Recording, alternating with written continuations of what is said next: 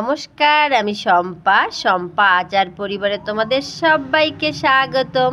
তোমরা যে যেখান থেকে দেখছো, আশা করি তোমরা সবাই অনেকটা ভালো আছো এবং সুস্থ আছো। যারা আমার নতুন বন্ধু, চ্যানেলটিকে সাবস্ক্রাইব করনি, চলো দেখি ঝটপট তাড়াতাড়ি সাবস্ক্রাইব করে নাও দেখি। মারাঠি সবজি খাওয়ার জন্য দাদাভাই বেগুন নিয়ে এসেছিল। আমি সেটা করে দিইনি, মানে ঘরে থেকে বেগুনগুলো শুকিয়ে গেছে। যাই হোক, এখন তো করতেই হবে কিছু না কিছু, তাই ভাবলাম একটু নিম বেগুন করি। তোমরা তো অনেকেই অনেকভাবে নিম বেগুন করো, দেখো আজকে আমি একদম সম্পূর্ণ তোমাদের থেকে আলাদা করে একটা নিম বেগুন করছি। এটা আমার শাশুড়ি মায়ের রেসিপি।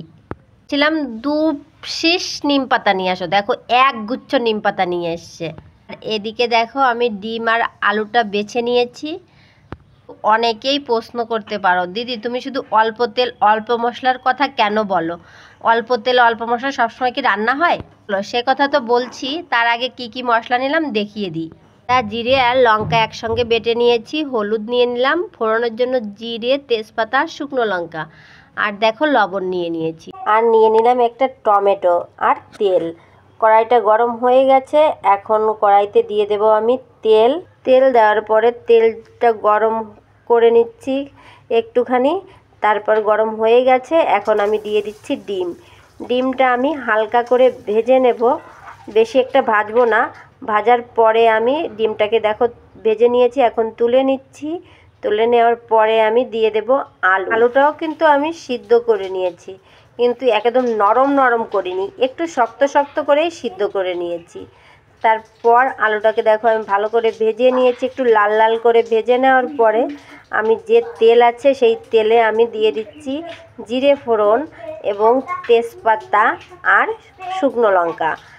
এই ফোড়নের পরে এটা আমি ভালো করে লাল লাল করে একটু ভেজে নেব। এখন যেটা বাটা মশলা রেখেছিলাম সেই বাটা মশলাটা দিয়ে আমি ভালো করে একটু কষিয়ে নেব। কষানোর পরে সামান্য জল দিয়ে দেবো, টমেটো কুচি দিয়ে দিচ্ছি। দেওয়ার পরে আমি একটু কষিয়ে নিলাম, নেওয়ার পরে একটু জল দিয়ে দিচ্ছি। জল দেওয়ার পরে আমি দেখো হয়ে এসছে যখন জলটা শুকিয়ে এসছিল, তখন আমি পরিমাণ মতো হলুদ আর সামান্য একটু লবণ দিয়ে আর একটু তেল ছাড়া অপেক্ষা করলাম। তারপর আলু আর ডিম দিয়ে দিচ্ছি। একটুখানি জাল লাগবে, তার কারণ আমি আলুটা খুব বেশি নরম করিনি, একটু শক্ত শক্ত রেখেছিলাম। তাই জন্য দেখো এটাকে ভালো করে মশলা মেখে আমি এখন পরিমাণ মতো জল দিয়ে দিচ্ছি। দেওয়ার পরে আমি এটাকে একটু হতে দেব। ততক্ষণে চলো আমরা এখন এটা অন্য চুলায় বসিয়ে আমি তোমাদের সঙ্গে দেখো, তার আগে একটা কথা বলি, আমি একটু বাটা মশলা রেখেছিলাম, দেখেছো জালটা যখন উঠেছে তখন এই জিরে বাটাটা আমি দিয়ে দিলাম। চলো এখন দেখো এটা আর একটা কড়াই নেওয়ার পরে দেখো তেলটা দিয়ে গরম হয়ে গেছে। এখন আলুটা রেখেছিলাম, আধা আলু, বেশি আলু দিচ্ছি না, আধা একটা আলু দিয়ে আমি হালকা করে ভেজে নিয়েছি। সেই তেলে সেই আলুর ভিতরে আমি বেগুনটা দিয়ে দিচ্ছি। বেগুনটা ভালো করে ভেজে নেব।